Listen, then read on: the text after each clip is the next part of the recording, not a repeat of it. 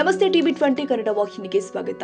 ಗಣೇಶೋತ್ಸವದ ನಿಮಿತ್ತವಾಗಿ ನಮ್ಮ ಗಜಾನನ ಗಲ್ಲಿಯಲ್ಲಿ ನಡೆದ ಮಹಾಪ್ರಸಾದ ಸೇವೆಯಲ್ಲಿ ಹಿರಿಯರು ಹಾಗೂ ಮಕ್ಕಳ ಜೊತೆ ಮಹಾಂತೇಶ್ ವಕುಂದ ಅವರು ಭಾಗವಹಿಸಿ ಭಗವಂತನ ಆಶೀರ್ವಾದ ಪಡೆದಿದ್ದಾರೆ.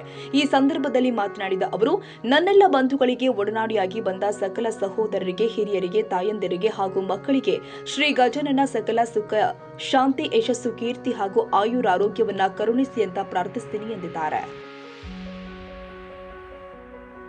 ಕನ್ನಡಿಗರ ಮೆಚ್ಚಿನ ನಿಮ್ಮ ಟಿವಿ20 ಕನ್ನಡ ವಾಹಿನಿ ಇದೀಗ ಟಿವಿಯಲ್ಲಿ ಲಭ್ಯ.